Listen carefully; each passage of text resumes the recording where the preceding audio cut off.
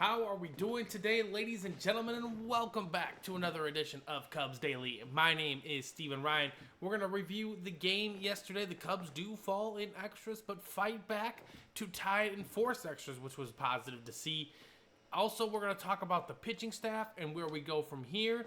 A potential another closer could be on the market coming up here in the next few months, and we'll preview the finale of this giant series. But before we get into all that, ladies and gentlemen, just wanted to give you a big thank you for all who have subscribed, who's commented, liked the videos. I appreciate every single one of you guys. Let's keep that trend going. Like the video, subscribe to the channel if you haven't already, and comment down below. What is the most pressing issue for this Cubs team? Do we need a closer? Do we need a starter? Do we need a bat? I want to hear your guys' thoughts below. So, the Cubs do fall in extras yesterday. 14-5 is the final. I know that seems very glaring. It was a very, very large 11th inning for the Giants, but I will say this. I generally try my best to keep things very positive here on Cubs Daily, but I'll say this. The Cubs deserved to lose yesterday. They were kicking the ball around the infield. It wasn't a pretty game at all. Colin Ray finally looked human. I mean, all in all, it's what's going to happen in baseball, ladies and gentlemen. Colin Ray, who has been so good for us, is not a frontline ace pitcher. But you know what? He got hit yesterday. That's okay. It's going to happen. Hopefully he can bounce back and be a strong support member for this pitching staff. But, I mean, again, just, Cubs were down 5-2. Scratch back, make it 5-3. The Cubs were able to score 2 more in the 9th and force extras. Again, pay Kyle Tucker his money, please. Either way, I was happy to hear the Cubs forced extras, but while I was listening to the game on my way home from work, I was just like, I want us to win this game because I love winning, but also we don't deserve to win this game, okay? Not that teams that win always deserve it, but just the way the game was played. Again, the defense was not there yesterday. Again, it's going to happen at least once every 162. You just can't bank on every single game being perfect. Nico Horner didn't look himself. They was kicking the ball all over the infield. Michael Bush couldn't make a play. It was just absolute chaos on the path. And sometimes that's just what happens in baseball. So the Giants did get the victory yesterday. They dropped 9 runs in the 11th inning. And I know it's kind of easy to single target on the bullpen. The Cubs had their chance. The Cubs needed to win that game in the bottom of the 10th. They had the momentum. As soon as they didn't score, it was over. I knew the Cubs were going to lose. It's a very fickle thing, momentum, but once the Cubs did not score, it was over. It was over. No matter who was pitching, the bullpen was going to give up a couple runs, and I just wasn't expecting 9 runs, to really put it out of reach. But either way, Cubs fall in extras. Doesn't mean we've lost the series. We get to go back on the bump today and go for the series win. That does bring up my next question, though, ladies and gentlemen, is can this team survive the mounting injuries? We've already lost our front 2 pitchers, Shota and Steele. Steele is out for the year. Shota's on the 15-day IL, but that doesn't mean he's not going to have to ramp up and do other things. How are the Cubs going to approach this situation? There's been a lot of speculation. Are they going to bring up Cade Horton for his first career start? Are they going to rock with the bullpen? Chris Flexen has been incredible down in AAA. Will he get a spot start on Friday? I'm genuinely curious to see. I am going to be honest, though, ladies and gentlemen, I do not think we can sustain. Even if Javier Assad and Jordan Wicks, come back healthy for Assad and Jordan Wicks figures out his situation, I still think the Cubs need to go and get another piece, especially for the starting staff.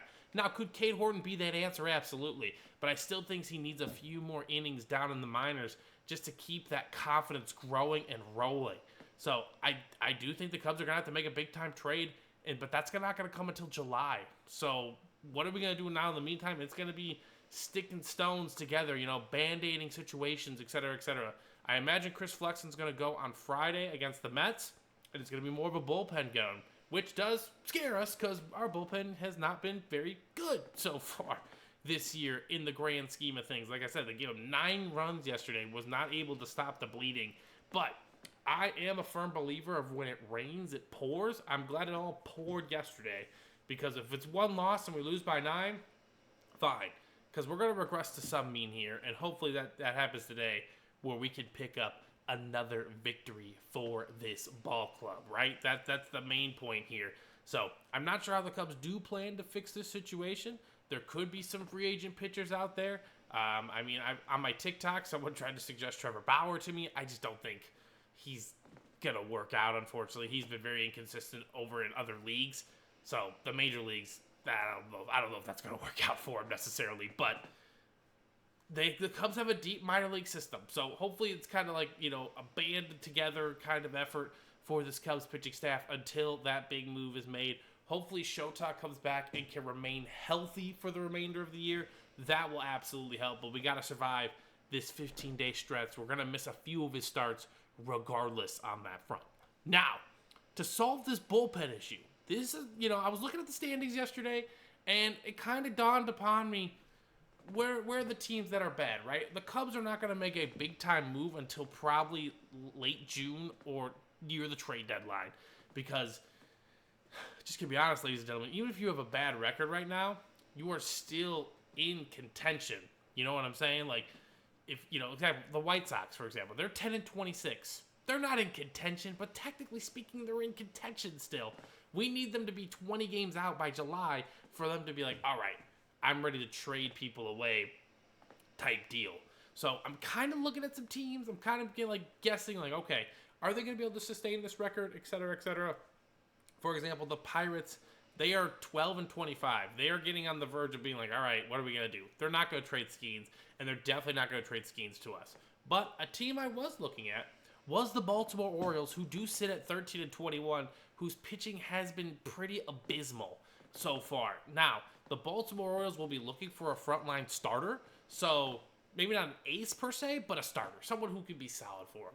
So this does bring up the possibility: did the Cubs trade a Javier Assad or a Jordan Wicks? Could the Cubs snag Yennier Cano from the Orioles? And I think Yennier Cano would absolutely solidify the back end of our bullpen. He's got a sub 1.2 ERA so far this year. He's been absolutely incredible for that Orioles organization, even though the rest of their pitching staff can't seem to figure it out.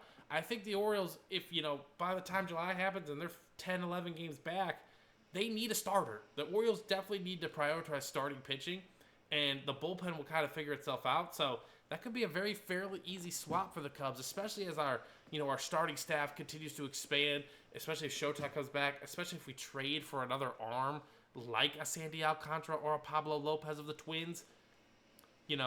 Jordan Wicks and Javier Assad become more expendable to this team. Maybe even Ben Brown gets traded. But could Yennier Cano be a solution to the back end? Absolutely. Again, I think this bullpen would improve significantly in the sense of Ryan Presley was the setup man and Porter Hodge was the seventh inning guy. But again, we have to get there first, right? No team's giving up on the year on May 7th. That's just the general rule of thumb when it comes to that stuff. So I think Yennier Cano is a very solid possibility.